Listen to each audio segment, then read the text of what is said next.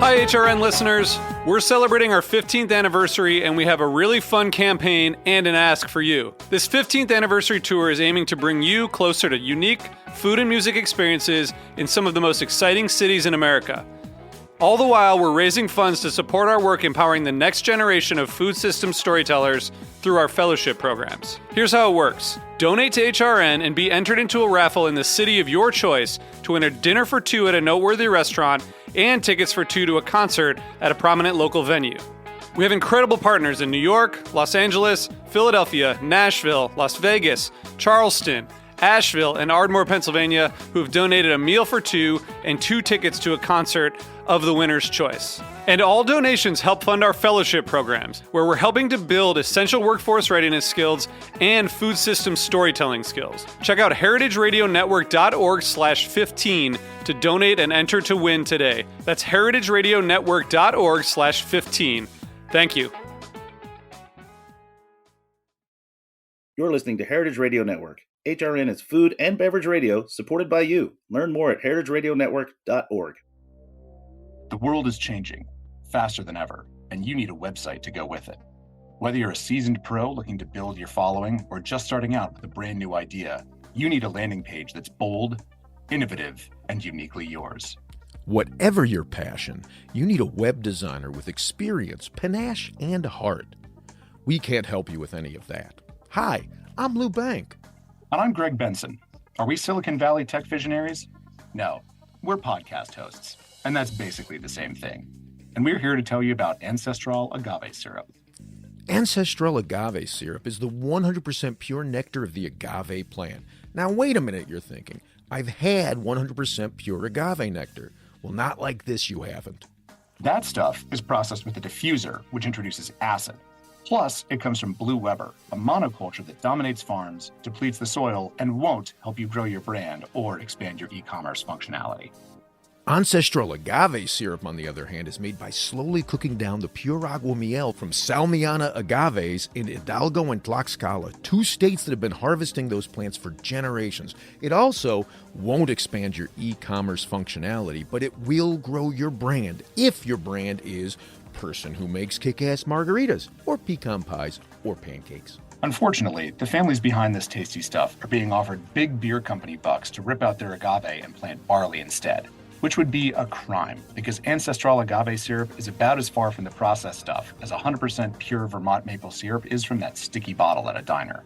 So, don't build a homepage from one of several easy-to-use templates, but do grab Ancestral Agave Syrup today. Our first 25 customers will also receive a special limited edition agave superhero comic book. So do not wait. Protect the land, make better drinks, and save the bats by grabbing some today. Wait, what was that about bats? Yeah, it's an important food source on the migration path of the Mexican long-nosed bat. Huh. Yeah, the flowering stalks of the agave also provide protection from predators. Oh, that's cool. Should we get back to the ad now? Yeah, let's do that. Go to ancestralagave.com or click the link in the show notes to grab some today. Ancestral Agave Syrup. It won't help you build a beautiful website, but it will make your cocktails taste really, really good.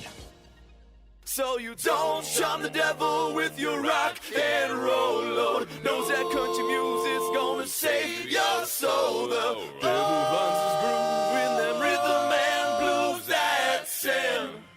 It's gonna get you some in the end. Welcome back to the Speakeasy Year-End Roundup. I'm Damon Boelte. I'm Sother Teague. And I'm Greg Benson. What a year, guys. What a year. This is the show that we do every year at the end of the year where we kind of recap. And I've said it on the show. I've been doing this for over a decade now, something like that. And I can't remember exactly who I heard this from. It was either Oprah or Martha Stewart, but it's this thing where rather than making New Year's resolutions, and this is not a cop-out, you kind of file away all the good things that happen throughout the year, and then you kind of bring them back out. And it's more inspirational than, creating a list of New Year's resolutions that most people don't really follow through with. Like sometimes people, I'm going to do dry January, but they they make it to January 5th, and then Right. but you never know what's going to happen. That's kind of the thing about this. You never know what's going to happen in life, and things change, and so maybe your resolutions get kind of sidetracked or whatever. But the cool thing is about the never knowing what kind of things are going to happen throughout the year is that you can look back on these things, these accomplishments, and just fun things that happened, and puts more of a positive bent on it.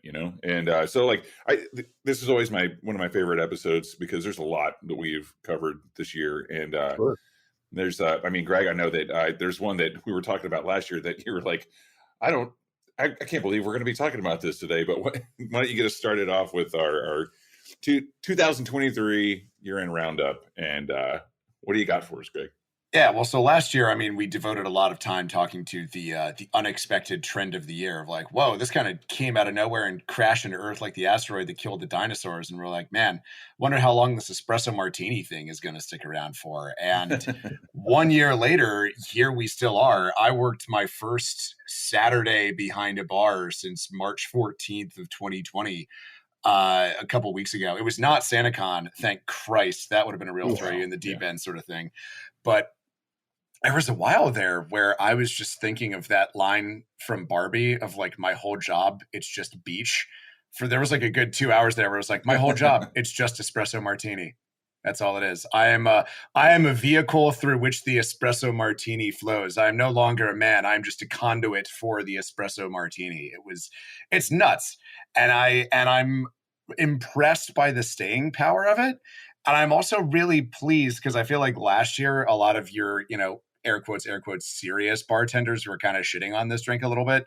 And I think it's kind of entered an era where it's an era of maturity, I think. Right. Maturity, we now stack the top of them with shredded Parmesan cheese. I was going to say, yeah, we even had High Proof Preacher on here, the source of the espresso martini with Parmesan to in part account for himself. But also I think that's a mark of the fact that this trend has not even just legs, but just kind of an era-defining quality to it, which I find very interesting. Sure, the mixture of uppers and downers. We've seen the re-rise of other coffee drinks like the Carajito and any number of your Irish or Mexican or whatever coffee variations, and then I don't know.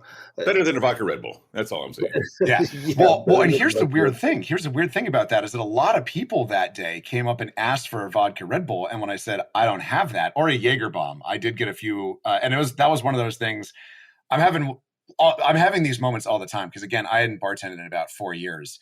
And so I'm having these moments where I'm like, whoa, the kids are still doing that, huh? Like Jaeger bombs, people apparently are still a thing. Where are you bartending? Are you just TGI Fridays in like Midtown? Or like what? Bolton and Watt, dude. Bolton and Watt. It's Greg's at Bolton and Watt, just down the street. The finance bros, how we love them. But when I told them, I'm like, dude, I can't do that for you. And in my head, I was like, and also like, I'm not 19 anymore. They would be like, oh, okay, you don't have Red Bull? Well, just give me an espresso martini. Like it's one of those rare cases where you tell someone that you don't have the classless option. I'm like, well, I'll go for the slightly classy one then. Yeah, I guess if I'm gonna have to watch people drink uppers and downers together, I'd rather see it be coffee than a Red Bull. So nothing wrong with that. Let's try and resurrect the Spanish coffee, the one that you you set on fire and you caramelize the sugar to the outer rim of the glass. Oof, let's actually not. I don't Let's see if that one can come into play. Yeah, that's gonna melt down it'll melt that sugar, but it's gonna melt down the flow of the bar as well. You kind of have to have that be your thing, like going to Buena Vista Cafe here in San Francisco. It's like, there's the guy, the older bartender, I forget his name, but they call him the Magic Man because he does magic tricks whenever he has free time, which he rarely does. But, you'll go there and you'll see like 30 Irish coffee glasses lined across the well, like where he's building the drinks, and he's just banging them out. But that's all they do there, basically. I mean, they have a full bar, but like no one.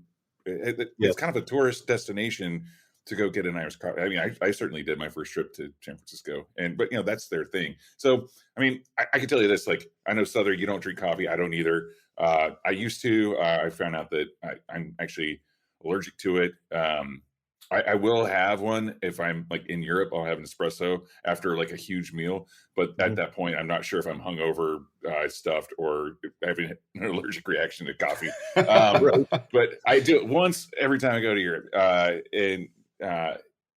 but it's just one of those things. It also hits different when we overindulge in coffee here. I think we know we do, but yeah, if your bar's set up to do that, I actually realized years ago that I thought I was just sensitive to caffeine, but I realized I was actually allergic to coffee because we didn't have we weren't ready and set up to make espresso martinis. So I would go over to the La Marzocco espresso machine, and I started. I ground the espresso and put it in the portafilter, swiped it off with my finger, and my finger started swelling up.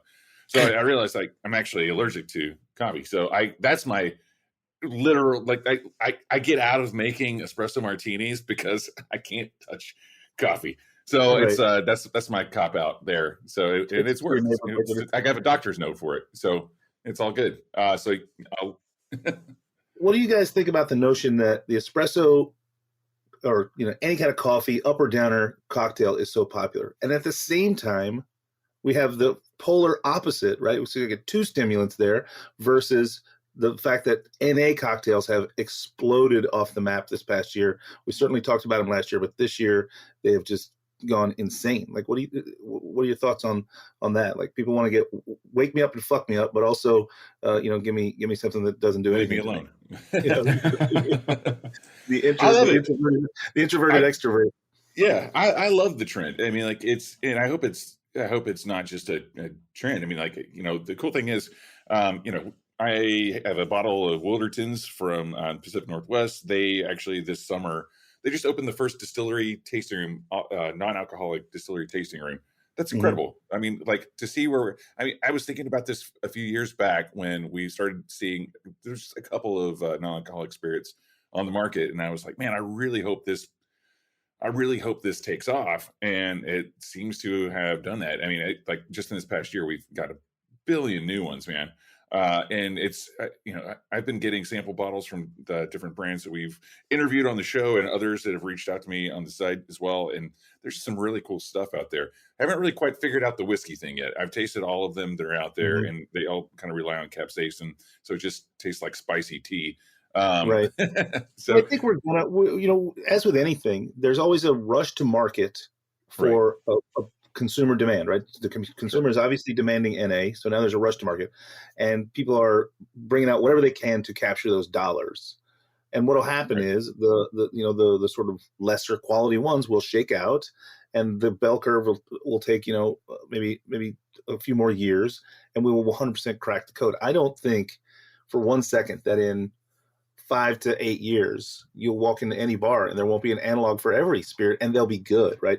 We're getting there. We're starting to see that. We already saw some shake out that have already come and gone, flash in the pan, disappeared. They made their money and they got out of the thing. But I think we're seeing that they're getting better and better, and I think that trend's only going to continue, especially if people are opening dedicated distilleries for NA. That means that the movement is getting somewhere, and that we're getting better at it. Products don't survive if they aren't good, right? Right. Well, and here's the other piece of that puzzle that I got very curious about a few weeks ago is, how do you price an NA cocktail, right? Like, this is the thing where it's, obviously if I were to go into a bar and I weren't drinking, I would feel a little bit insulted if it was like daiquiri, $17, non-alcoholic daiquiri, $17. It's like, come on, man. I think, Greg, like, you've been out of the game a little bit, and to be honest, speaking as someone who's had to deal with these things now, especially a lot more, frankly, I struggle with pricing them because they cost me more than a standard cocktail costs me, but I can't charge more for them. I was at a granted, I'm not going to sell nearly as many of them, so that there's that math that has to be factored in. Sure. But they do, per drink, cost more. So the $17 daiquiri and the $19 non-alcoholic daiquiri, that sounds more reasonable to me as a business person. Yeah, I mean, we think about this on the business side just for a moment. Like, there's and this is like, it's clearly different state by state, but I mean, there's case break pricing for spirits. The more you buy, the better deals you get on it. Sometimes Right. there's flex deals where you get like, you buy 10 cases of this, they give you 2, like, and there's a way to like bring down the cost of an alcoholic cocktail. That's not happening with the non-alcoholic companies because Right. they're all new and they don't have that large distribution and sales number that helps them like kind of shave a little bit off here and there. But I will say this, I went to lunch yesterday with my brother and we were sitting there looking at the cocktail menu, and it was like $10 cocktails at this place, which is shocking.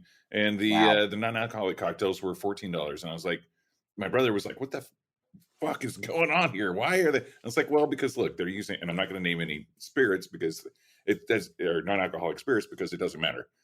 Because as you said, they aren't cheap to produce, and you can't buy from a large company like MGP or like any of these big like whiskey or spirits distilleries that have been doing it forever, and just like cut out the production and labor costs and all that stuff. It's like, you got to realize that the non-alcoholic distillers are putting as much passion into it, if not more, than a lot of distillers that have been around for a long time. So Sure. that's probably one of the biggest factors here. But also this is something to consider. And I think especially, I'd mentioned before with Wilderton's, they have this non-alcoholic tasting room. And we're going to start seeing more of that. I know we for sure are. And that's really about the space, right? So I remember Aaron Polsky, our buddy Aaron Polsky of Livewire Drinks. I remember years ago when he was kind of starting to develop flavor profiles for his canned cocktails, which is another thing that's really blown up this year. Of course.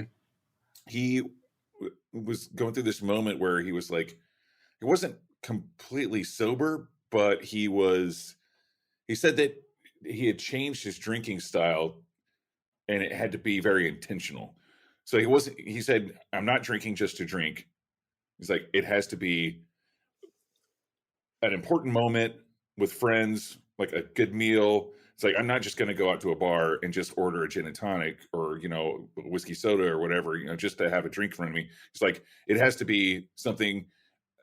He also said it has to be, if I am going to go to a bar and just order a drink, it's got to be something that I would never have ordered before, something completely off my radar. And at that point, it's almost like more like field research and kind of like, following what's trending on the market, and that's more R&D, So I think that's something kind of going back to what we were talking about before about like non-alcoholic drinking versus alcoholic drinking and like your espresso martini, your uppers and downers versus just leave me alone. It's like people just want to like, it's about people, people want to be, people need people don't need alcohol, so we need each other. That's why we have bars. You could buy all this stuff at the store and go home and put on a George Jones record and just cry yourself to sleep. But it's, we go to bars to be with people. And I think that's something we're going to see.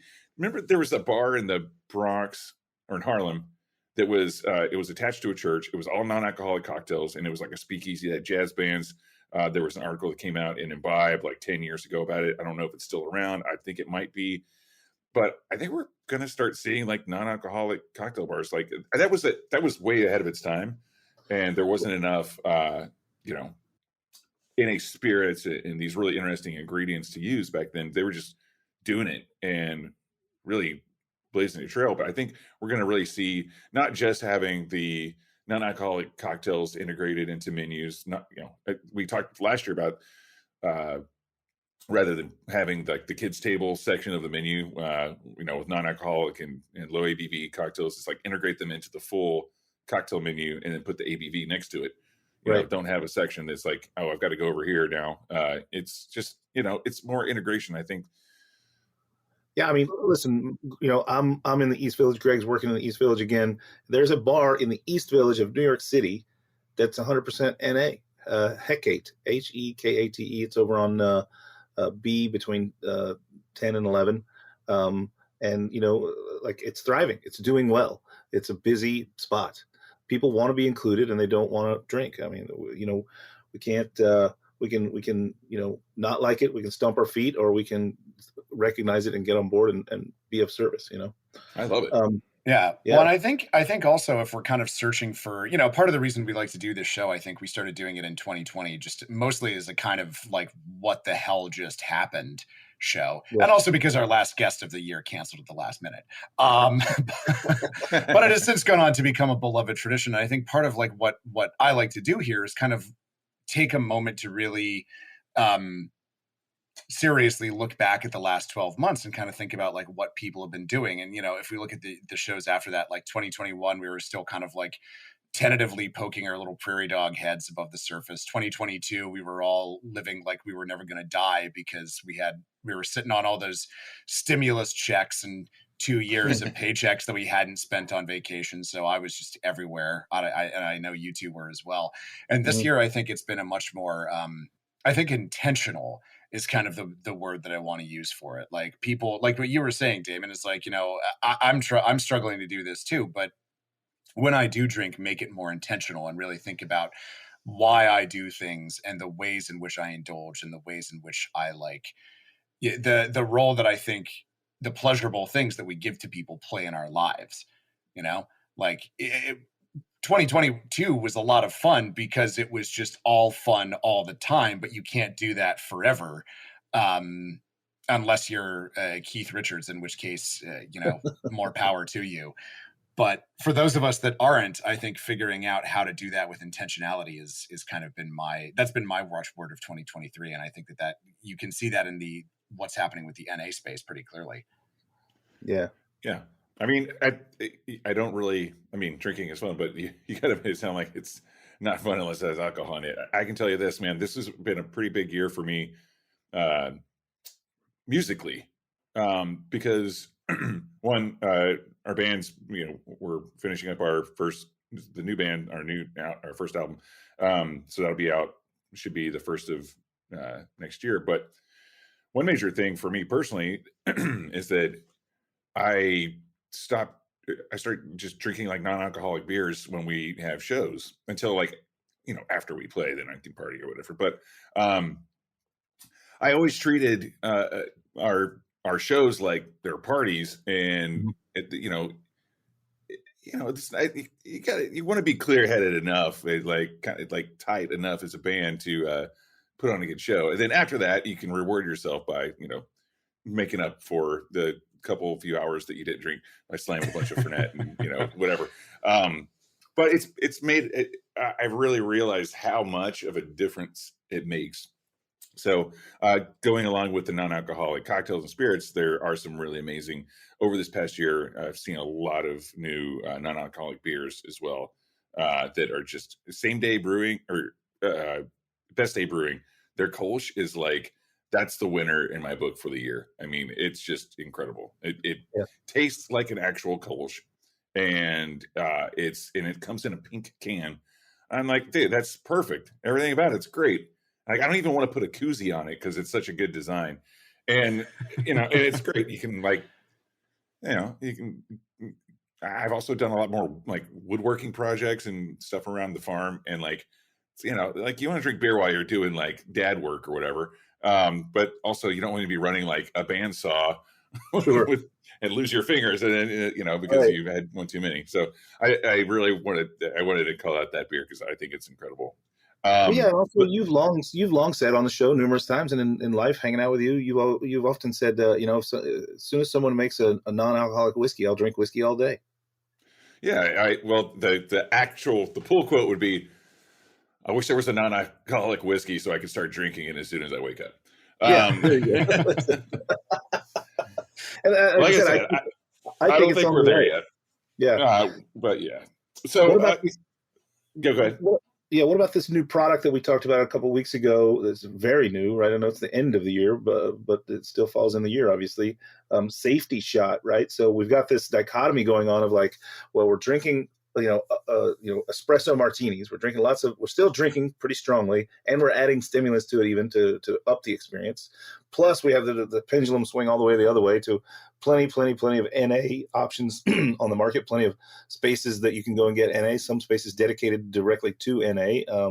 But then now we've got this thing in the middle, safety shot. A doctor created this thing that it's a drinkable, you drink it, and it can lower your blood alcohol percentage by 50% in 30 minutes.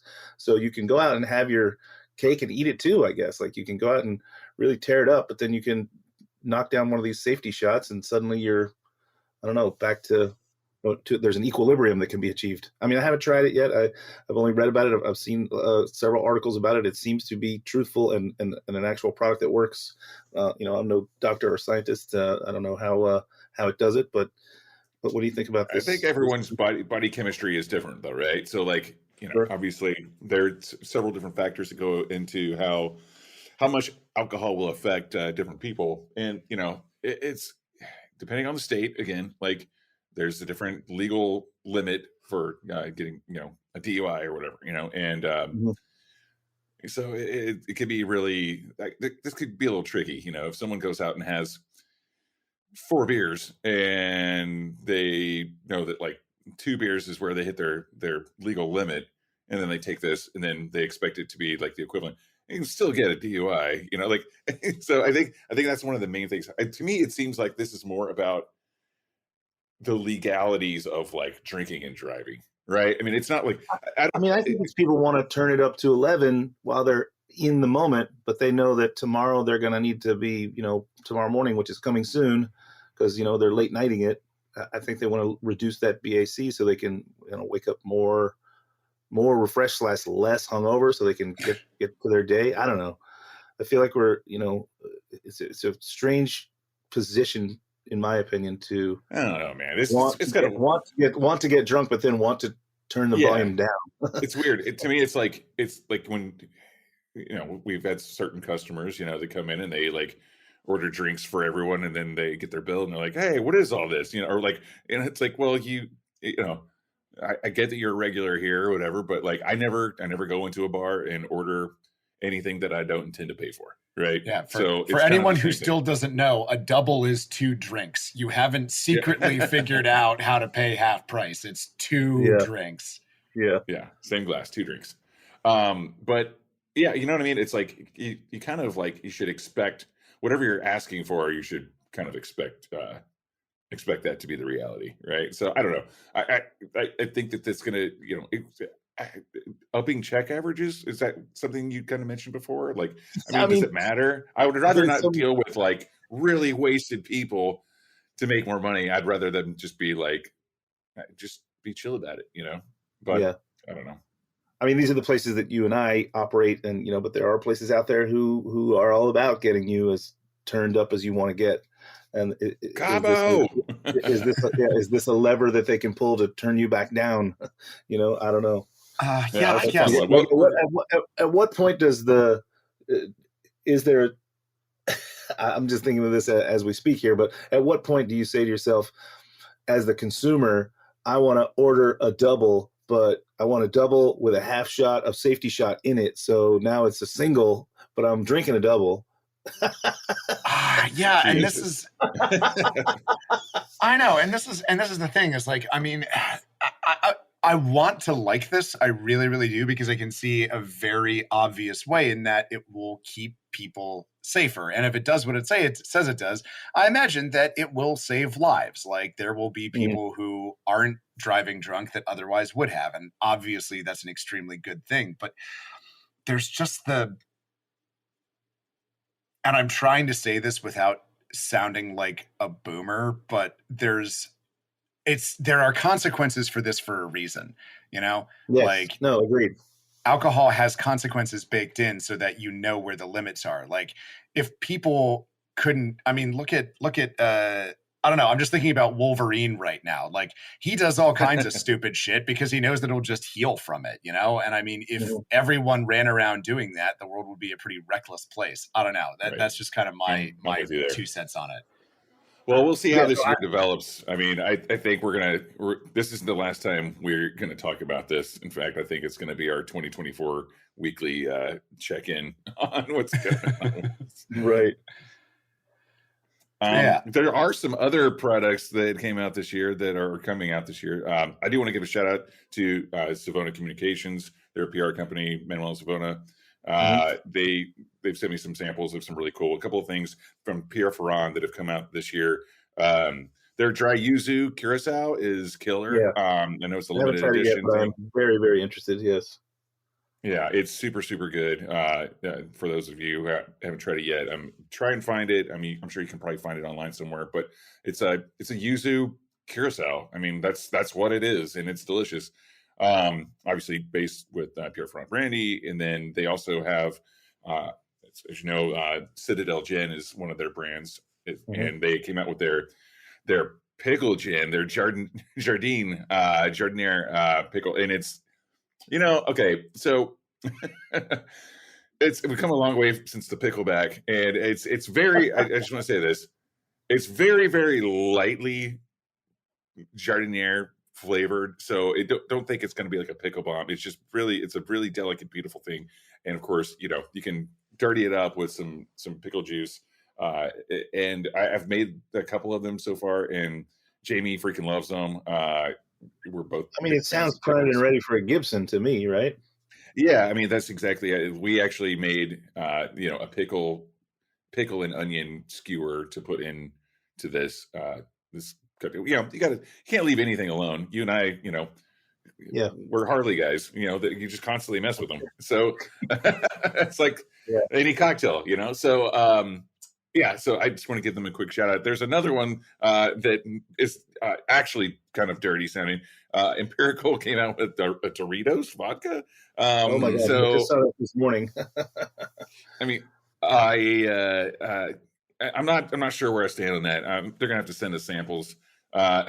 So there was I judged a cocktail competition a few weeks back here in Marin County.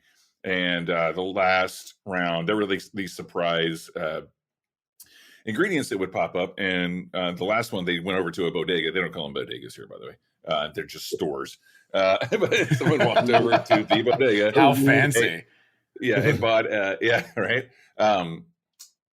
Just a bunch of just snack food from the bodega. And one of the things was like flaming hot Doritos. And they had to incorporate one of these things into, or several of them into the cocktail, and they both decided to put these flaming hot Doritos in the drink, and it just did not work. So that was the last round. So someone won, but whatever. But I was just like, there's got to be a way to do this, or does there need to be? But anyway, now they just announced it today. I just saw it this morning. So.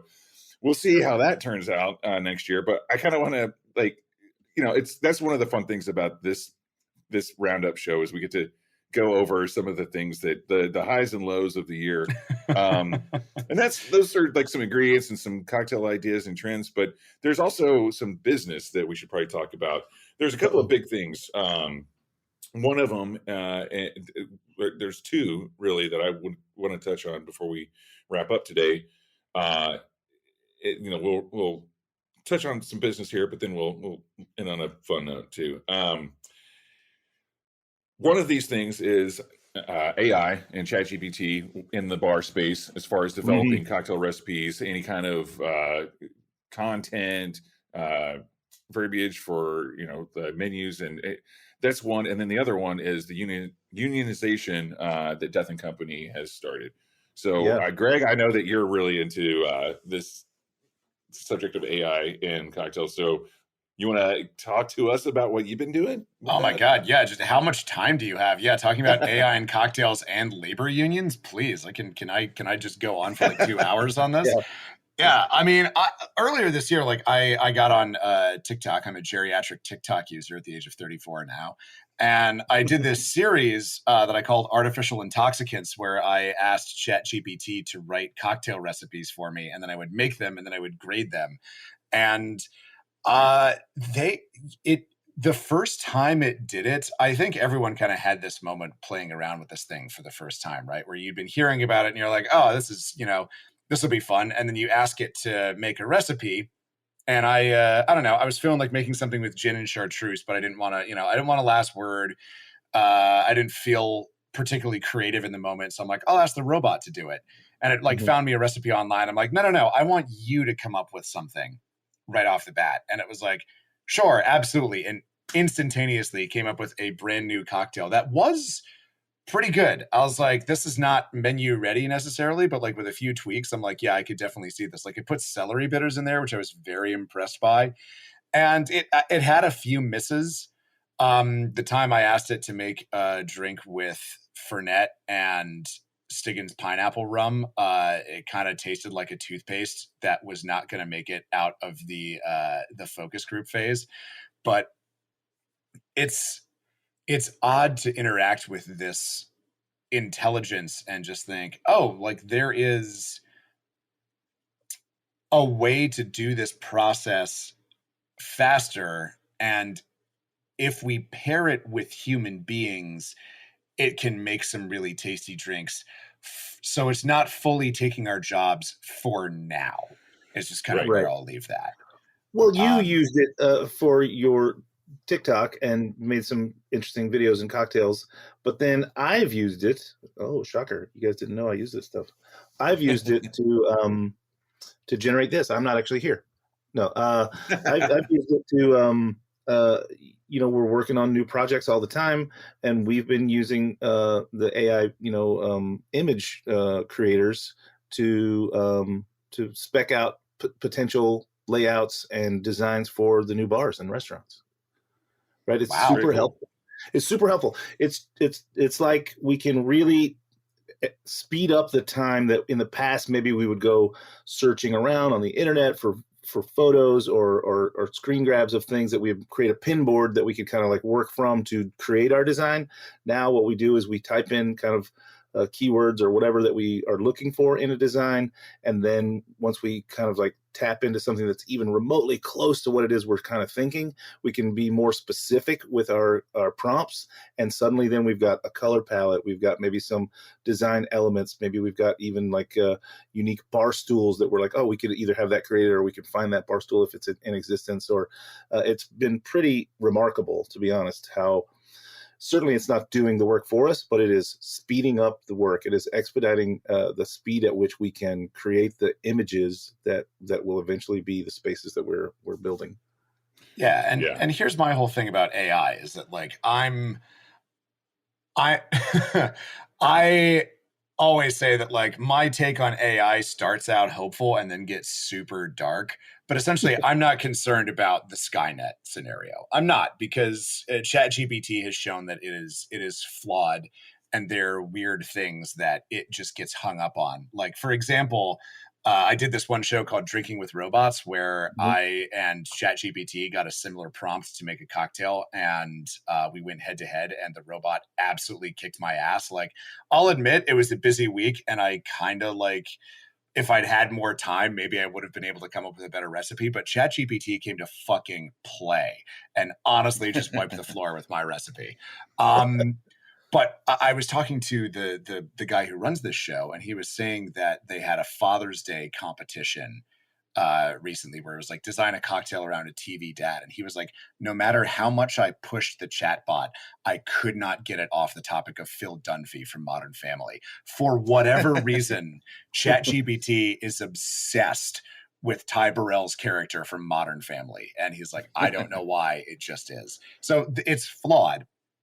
So I'm not particularly concerned that it's going to take over the world. What I am concerned about is the fact that human and AI pairings have been shown to vastly outperform human and AI pairings in just about every category, which is good for things that what we're talking about here, like designing bars, designing cocktails. Like you get the AI to automate the work that would take you as a human being forever, and then you add our own particular what's that thing called, the human soul to the project.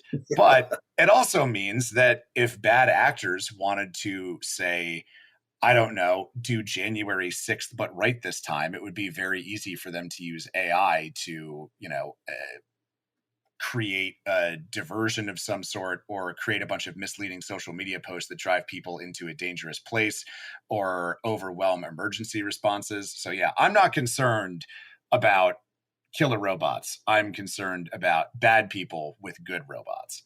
Mm-hmm. Yeah, of course. Well, I was talking with my buddy Drew Garrison. Yeah, he has a podcast called The Good Bottle. He and Chris Sinclair. They're based out of Sacramento, and we met up in Napa on Thursday or Friday, and he was talking about using AI. Like, basically, he said, doing the transcribing like his episodes and trying to figure out and do edits and things like that. He put it in GPT, and what would take him an hour took like less than 5 minutes, and it actually pulled quotes and like all this stuff. And it's pretty crazy, man. So like I agree with what you're saying, Greg. Obviously, I agree with you because you have the facts that human and AI pairing is going to outperform everything. So that's the thing. It's like, again, well, even that, what you just said, I'm certain he didn't just take the copy from the AI. I'm certain he went back and edited it, right? So there's a little bit, yeah. Thanks for banging this out. Let me tweak it down, close. And now it's done, right? Yeah, pretty close and very quick. Right.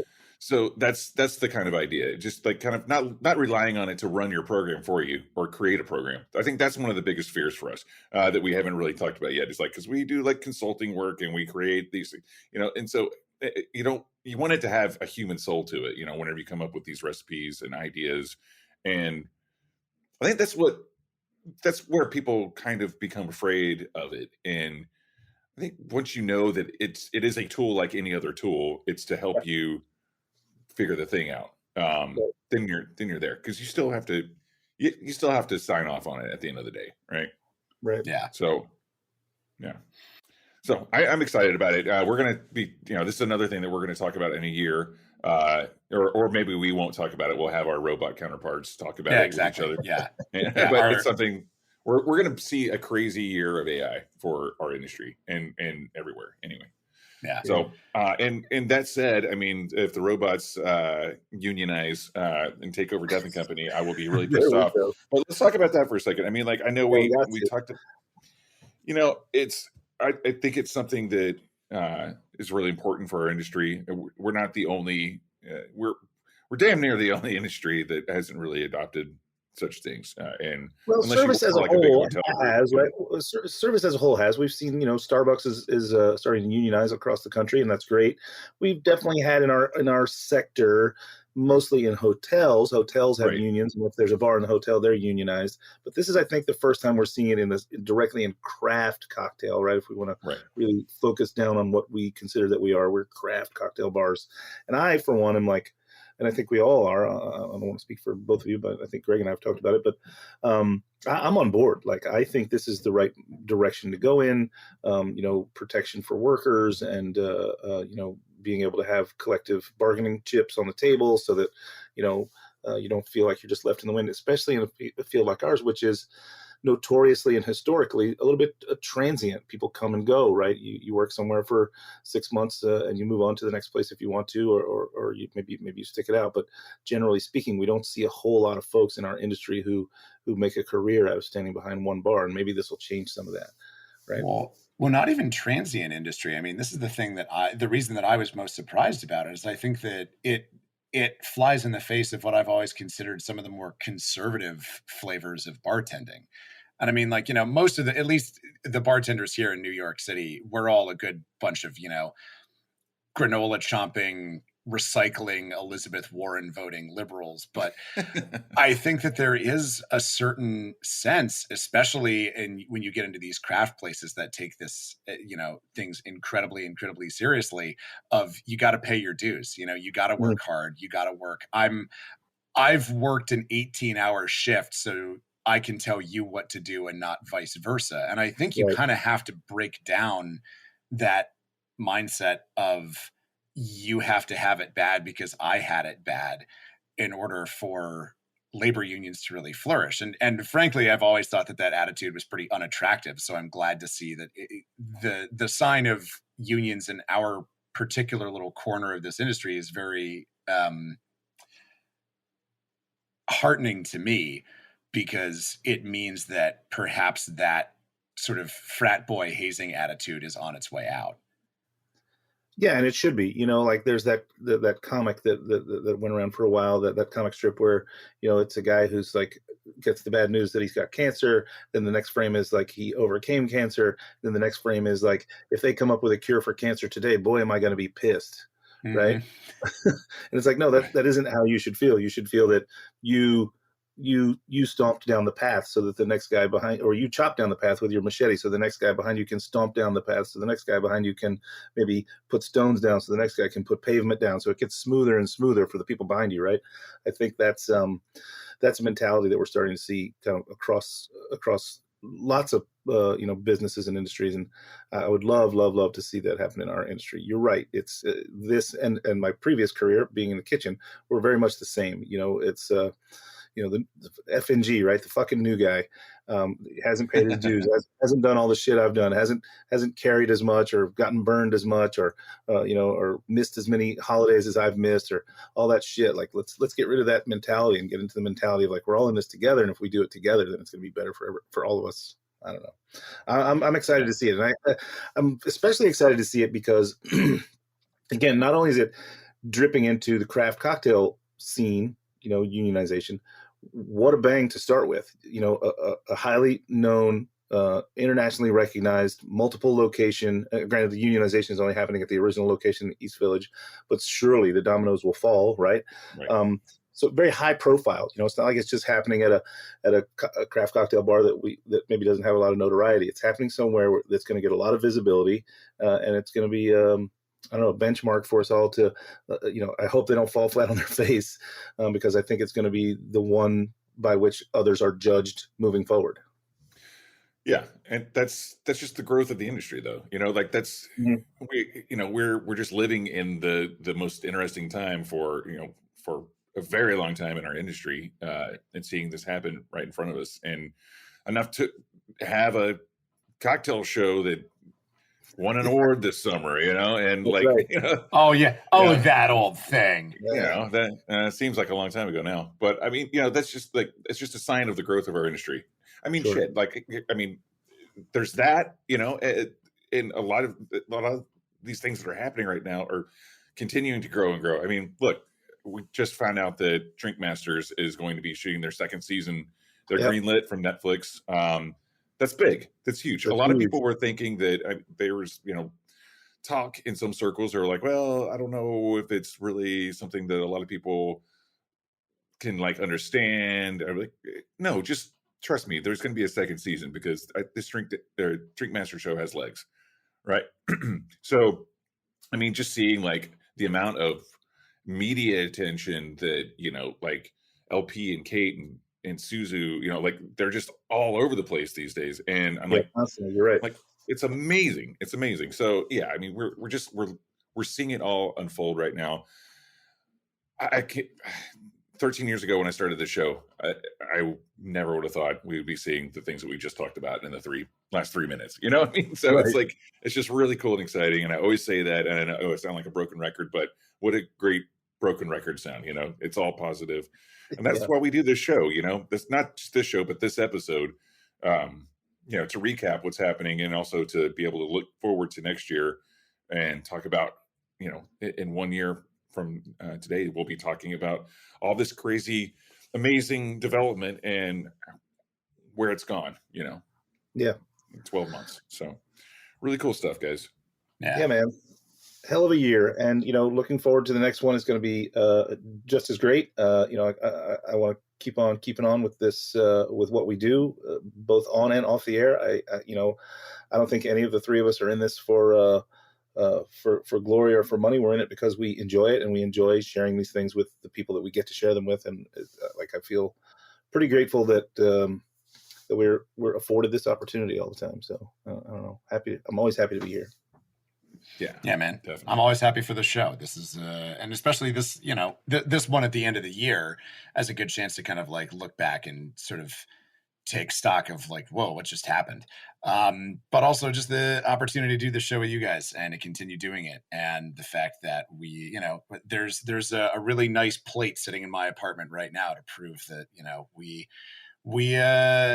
what we do, getting the chance to talk with you guys and some of the leaders in our industry, like, means something and reaches people. And I think that's a cool thing that we get to a cool little luxury that we get afforded to do in our lives. Absolutely. And, I will say this before we go off the air.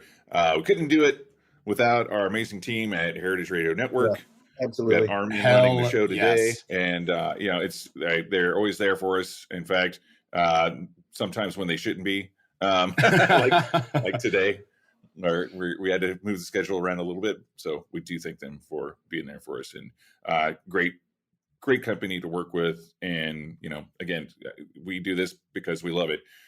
Heritage Radio Network is a 501c3 nonprofit organization. So yeah, we do this. It's all passion. It's all driven by passion. So I want to thank them. And thank you to all the listeners who are sticking with us through all these years and through especially this year and beyond to next year. And so I want to say at the end of this, happy holidays to everyone. Happy New Year. Because we won't be with you until after that. It's my favorite holiday. It's food and sparkly things and drinks with your buddies. So yeah. and less family. Kidding. Sorry, Mom. But on that, I want to say happy holidays and happy New Year to everyone. And thanks for listening to the Speakeasy. Until next year. Cheers. Cheers, everybody. So you don't shun the devil with your rock. The Speakeasy is powered by Simplecast. Thanks for listening to Heritage Radio Network, food and drink radio supported by you. Keep in touch at heritageradionetwork.org/subscribe.